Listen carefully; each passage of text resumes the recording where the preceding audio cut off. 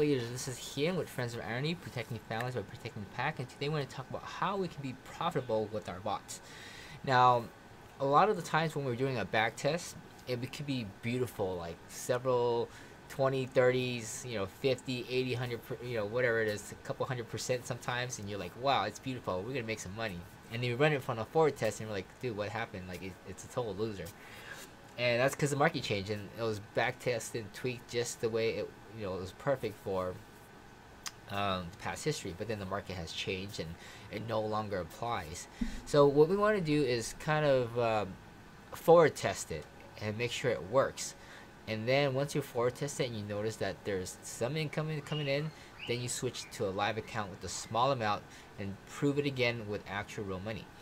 Once that is done, and it seems like it's still making more money, then you want to increase your trade amount. Double down on those trades every single time. If you start to notice some trades come in, start to back out on those trade amounts.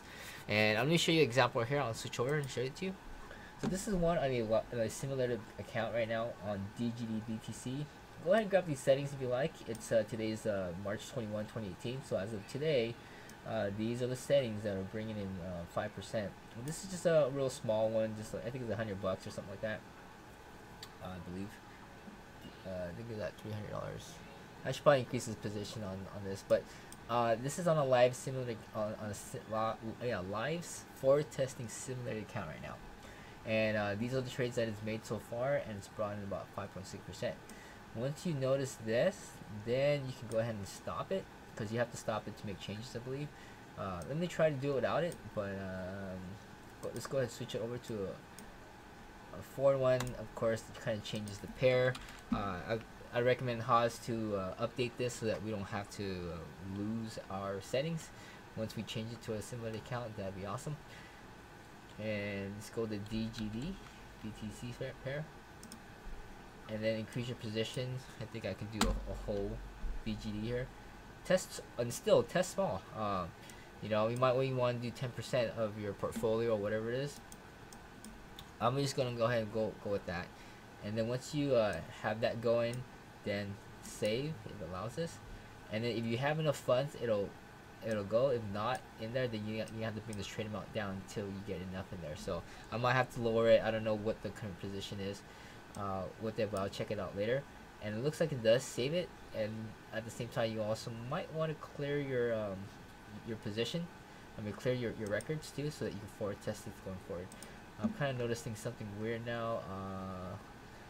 Okay, based on what your trade amount is, it does affect your ROI. So, so that, because it was trading at 0.2, if we had traded at 1 the whole time, then oops,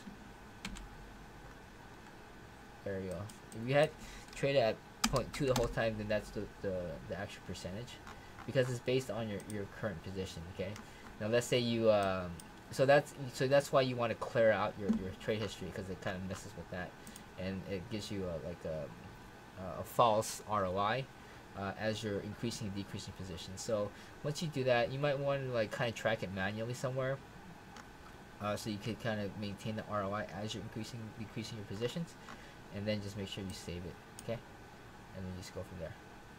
Alright guys, hope that helps. You guys always want to do this on every single bot that you create, and even if you create a lot of bots, I have heard that it is a liability, because if some bot just goes bonkers and start buying high and selling low, and you're not keeping on track of these, a similar account will help you kind of catch these guys, fix it, auto tune it, make sure they're performing well forward on a forward test before you switch more to live. And depending on how confident you build, your confidence as you build on these bots, then if you're just starting out, start small. Make sure that it is forward testing with profit, and as you build confidence in your bots, then maybe you can increase your trade amounts when you first start off. After you figure out that the simulated trading is profitable, then you can increase your trade amounts that way. Just depending what you're confident about, and just kind of build your confidence along as you're trading with these bots. Okay. Alright guys, thank you. We're going to be adding this to the auto tuner eventually, to where it can monitor your trades over time. and if it starts to notice positive trades automatically, then it'll start to switch you from a simulated to a live account, and then start to double down on your positions for every single trade. If it starts to lose, back out on it. And I think that's kind of the way to do it, because I mean, think about playing when you're playing blackjack, right? If you bet the same amount the whole time, you kind of don't really go anywhere, and eventually the house wins. But when you start to notice market conditions starts to improve, then you want to kind of increase your position.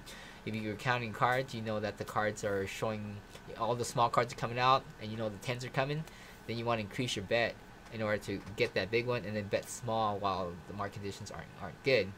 And I think that's just how you kind of strategize and play the game appropriately to be able to take advantage of when the market turns, when the market dips, and be able to position yourself and pull out automatically.